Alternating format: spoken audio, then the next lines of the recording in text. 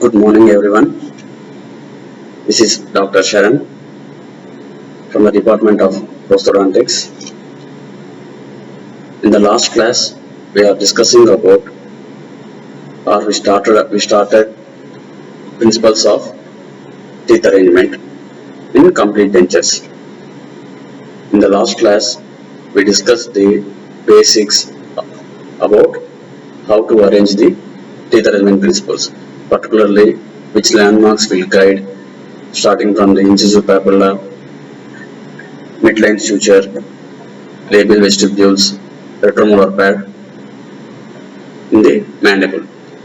Now, in this class, we are going to discuss about teeth arrangement principles, particularly anterior maxilla and anterior mandible. Coming to maxillary central incisors. In the maxillary central incisor, when we mark the labial frenum and the incisive papilla, everything, when you are arranging the teeth, the long axis of the tooth should be parallel to the midline when we view labially. You can see the picture. The incisal edge of the maxillary central incisor should be always in contact with the occlusal plane, that is your glass plate relation. The incisal edge of the maxillary central incisor should always touch the glass plate. Maxillary central incisors should have a labial inclination of 15 degrees. The tip of the incisal pin should touch in the particularly mesio-incisal angle of the central incisors. Incisal edges are always in a straight line with the disto-incisal edge slightly curved. Right? So when we are arranging your maxillary central incisors, you should remember when we arrange labially, the long axis of the tooth should be parallel to the midline when viewed from the labial side.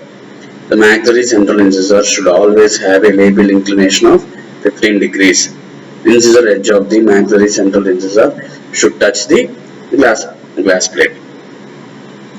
Coming to maxillary lateral incisors. The long axis of the lateral incisor should be distally inclined when viewed labially. Cervical portion of the lateral incisor is not as prominent as central incisors. When we come to the glass plate relation, the incisal edge of the lateral incisor should always be placed 1 mm above the occlusal plane. Lateral incisor should have a labial inclination of 20 degrees. As usual, lateral incisor position should follow the incisal edge of the, or it should follow, incisal edge should follow the curvature of the arch. If you see the picture, you can see the long axis of the tooth when viewed from the labially. It should be parallel to the midline as like a central incisor.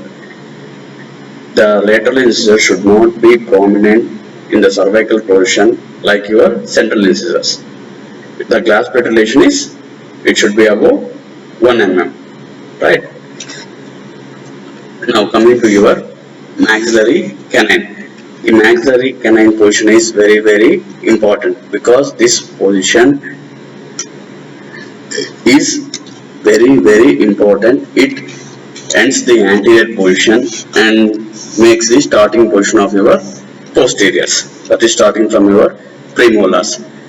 As usual, the long axis of the teeth should be parallel, or it should be in a straight line when viewed from the labial side. Similarly, when viewed from the front side, only mesial half of the tooth should be visible. Remember, when viewed from the front side, only mesial half of the tooth should be visible. Neck of the cuspid should be prominent. So when you compare central incisor, lateral and the canine neck portion, that is cervical portion of the canine, should be more prominent compared to the lateral and the central. So in all the three teeth, first your canine should be more prominent than your central incisor, then followed by lateral incisor. This is the order. Incisal edge is tucked in to harmonize with the adjacent incisal edge. Cusp is in contact with the occlusal plane, that is nothing but your glass plate relation. The tip of the canine should touch the glass plate. Okay. When viewed incisally, the canines are rotated up to 90 degrees following the curvature of the arch. Okay. In all the three anteriors, central, lateral and the canine, the long axis of the tooth will be parallel to the vertical axis when viewed from the labial side or from the front side. Okay. For central incisors, the incisal edge should touch the glass plate, whereas for the lateral incisors, it should be 1 mm away from the glass plate. When coming to the canine, the tip of the canine should touch the glass plate. When coming to the prominences, the canine cervical portion should be more prominent, then followed by your central incisor, then followed by your lateral. Coming to mandibular central incisor. Long axis of the tooth, long axis of the mandibular central incisor should be arranged or should be parallel to the vertical axis when viewed from the labial side. Okay. Here in the picture you can see the incisal edge of your mandibular central incisor should be 2 mm above your occlusal plane, and long axis should be labially inclined when viewed from the side.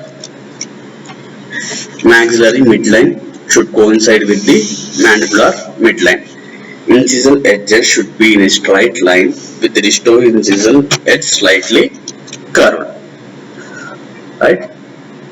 When you arrange your mandibular central incisors, you have to always keep your mandibular central incisors above 2 mm of your occlusal plane.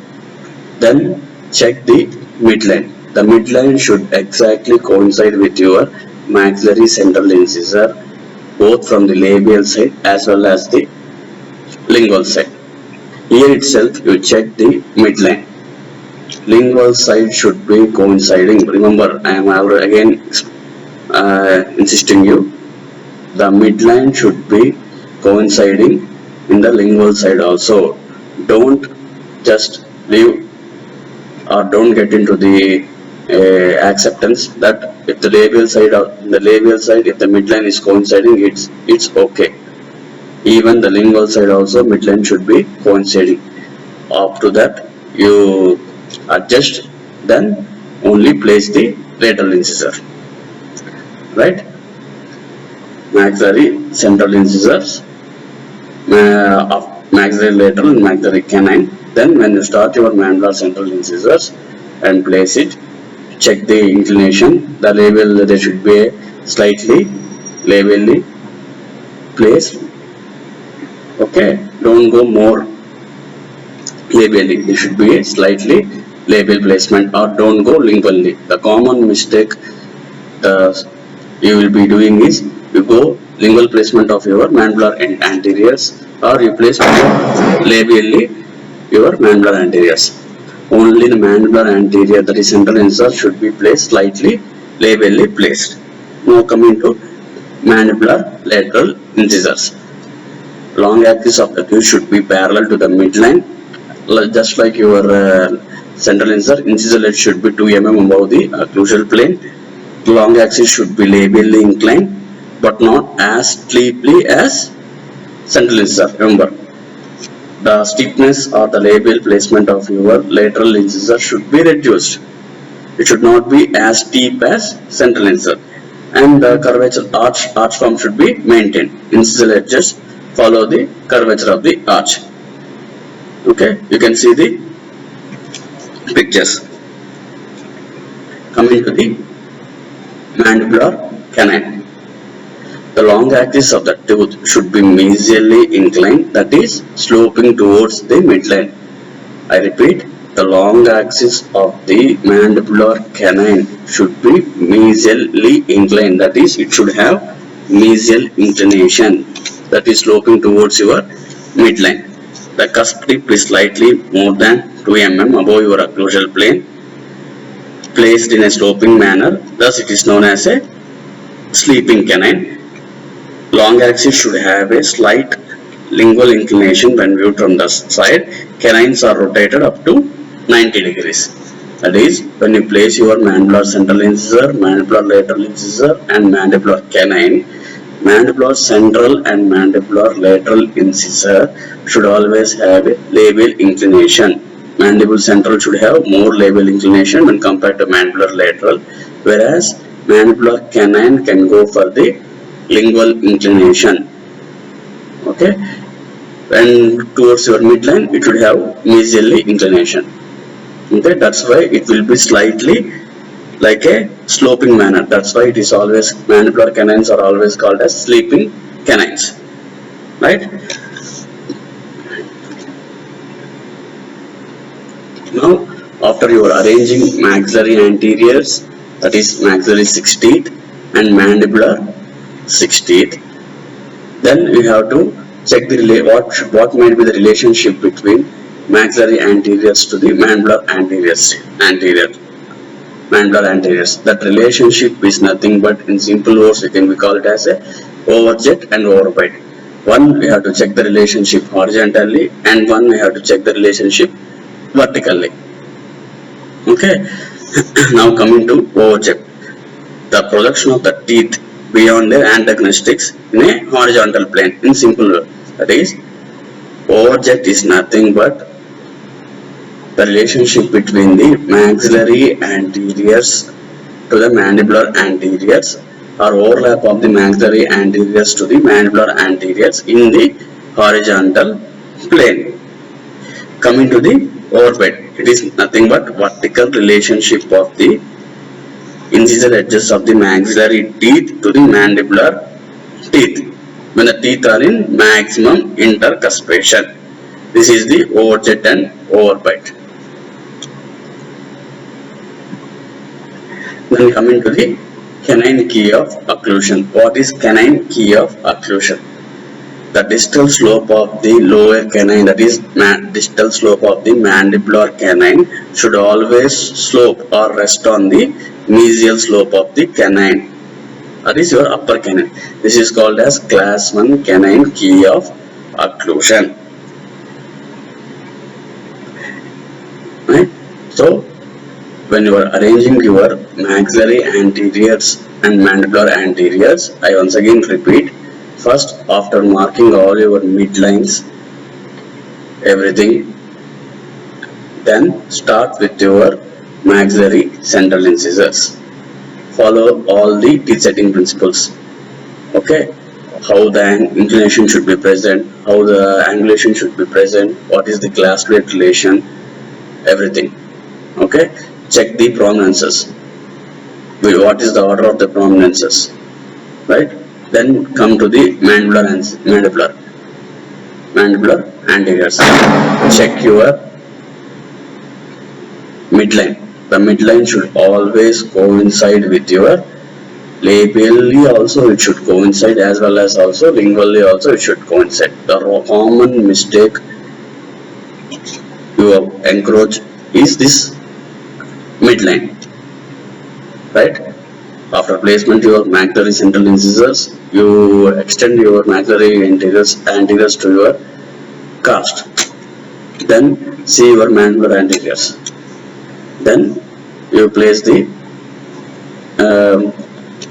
check the midline, both labially as well as lingually. Okay. Then canine key of occlusion should be checked. Distal slope of the lower canine or mandibular canine should always be resting on the mesial slope of the upper canine, right? So up to this we finish the maxillary anterior teeth and the mandibular anterior teeth. In the next class we will discuss about maxillary posterior teeth and the mandibular posterior teeth, then molar key of occlusion, right?